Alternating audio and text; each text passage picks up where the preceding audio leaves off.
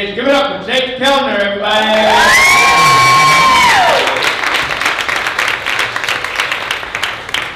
Hey everyone, thanks for coming out tonight. So I have a reputation at my company as something as a PowerPoint wizard. And being good at PowerPoint is really only a flex when you're an 8th grader. But I'm a consultant, so I'm kind of a professional 8th grader. I don't know why you're clapping for consulting. I'm a professional 8th grader too. I'm so sorry. But essentially what that means is we get paid a lot of money to have ideas that no one gives a shit about, right? But my boss, Jason, really helped me build this reputation as a PowerPoint wizard. And he's always been someone I've looked up to, wanted to follow in his footsteps. But then my mom died 3 months after his. And let me tell you, that was not what I had in mind when I said I wanted to be just like him. Okay, vibe check. I need all of you to get a lot more comfortable with the dead mom jokes because that's all I have. And I'll preface it with, she would have loved it, okay? She had a dark sense of humor herself.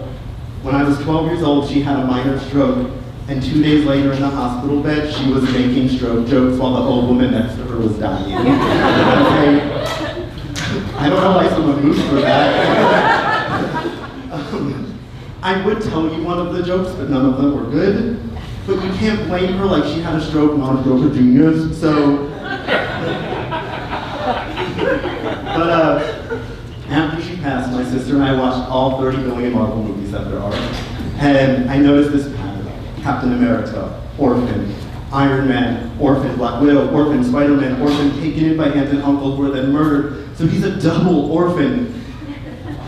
And sure, Thor's got a dead mom too, but he's not fucking like me. That guy was 1,500 when his mom died.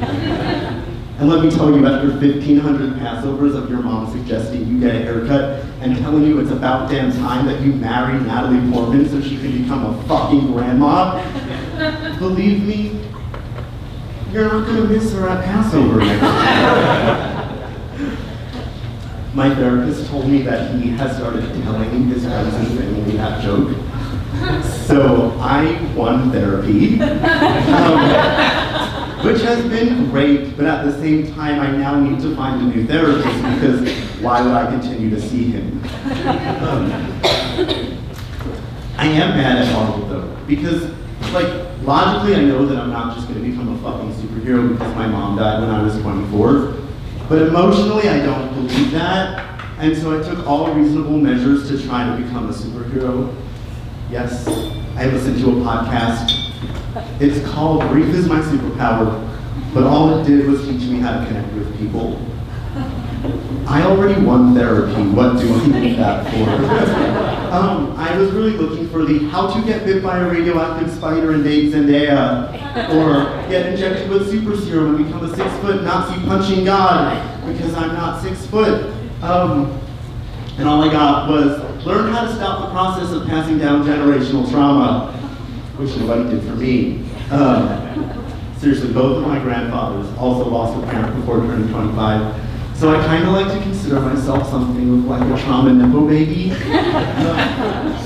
Which is kind of like being a regular nepo baby, except instead of winning Tonys for your breakout performance in Dear Evan Hansen, all you get is your mom's Cartier watch, attachment issues, and a 14-year-old Labrador with severe separation anxiety.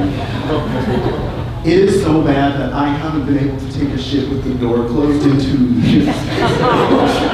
My friends stopped coming to my apartment. What's interesting about losing a parent young, though, is that people always seem to ask me if my parents were still together when it happened. And I think it's because they want to know if they need to ask me how my dad's doing or if he got to stop making alimony payments. And they were together happily for 35 years. So much so that I always tell people, you know, when they ask me, Jake, how's your dad doing? I always say, a little piece of him died that day.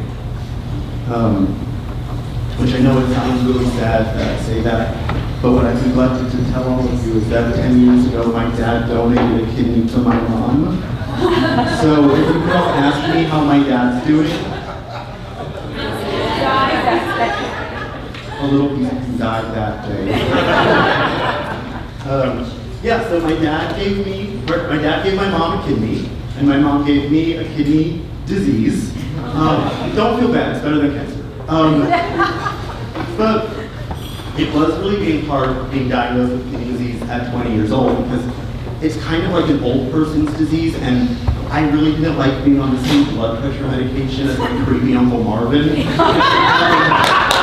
But that's my family, they know how creepy he really is. But now I'm 27, I've got more perspective, and I kind of like having an old person's disease because every time I go to the kidney doctor, I am the hottest person there. I put in 0, I'm the hottest person there. And it's like I've had so many grandparents hit on me for their grandchildren. Better than Hinge. And it's like I went for one perfect match and now I'm looking for another. That's my time. Thank you so much.